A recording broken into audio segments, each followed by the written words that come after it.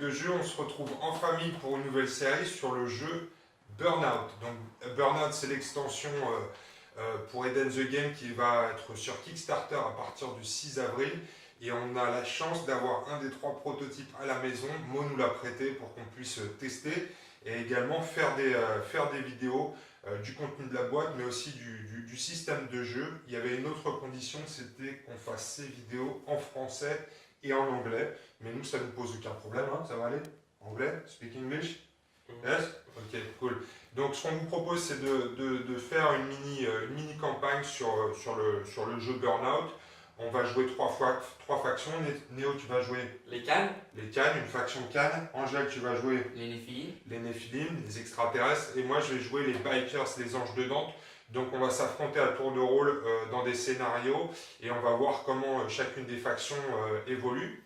Vous verrez aussi que dans ces vidéos, on a essayé de tester un nouveau format sur les rapports de bataille, beaucoup plus court. L'objectif étant de vous montrer ce qui se passe sur le champ de bataille, mais surtout de passer du temps sur la phase de gestion qui est spécifique à Burnout, avec la gestion des ressources, la gestion de l'expérience, la gestion des blessures. Donc c'est sur ça surtout qu'on voudrait passer un peu de temps sur ces vidéos, mais on ne va pas vous priver des rapports de bataille, on va juste couper les jets de dés, les mises, etc.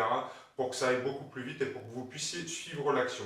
Donc écoutez, on va tout de suite attaquer cette campagne avec un premier rapport de bataille entre Néo et ses cannes et Angèle, donc avec un scénario de cette boîte Burnout. C'est parti pour la partie, on se met en place. La première chose à faire dans une campagne Burnout, c'est de sélectionner son QG, donc votre faction élargie. On s'est mis d'accord sur 210 points, ce qui est conseillé, c'est entre 200 et 300 points. Donc là, on s'est mis d'accord sur 210 points. Voilà la faction de Néo, de Cannes en 210 points. Puis celle d'Angèle, 210 points de Néphilim. Alors on n'est pas obligé de sortir systématiquement tous les points de son QG, mais on va en fonction des scénarios pouvoir déployer en fait ce qu'on veut de sa faction. Ça peut être 50 points comme tout son QG, si ça peut représenter un intérêt. Donc voilà pour la présentation des 2 QG de Néo et Angèle.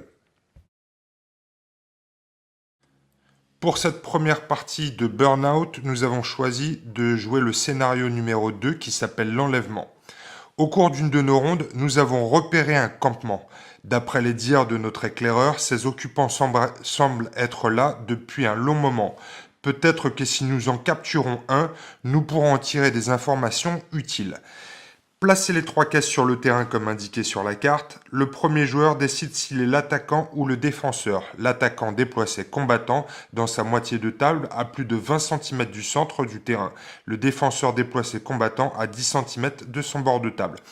L'attaquant attribue un pion filet à 2 de ses combattants. Ceux-ci gagnent la capacité spéciale d'action suivante jusqu'à la fin de la partie. Capture, 1 PA une fois par tour. Si le combattant est libre, désignez un combattant adverse situé à 5 cm ou moins de sa position, puis jetez 5 dés de 6, additionnez le résultat du jet et les PC cochés du combattant désigné. Si le résultat est supérieur ou égal à la valeur du combattant désigné, ce combattant est capturé. Retirez-le du terrain et placez-le sur la carte du combattant l'ayant capturé.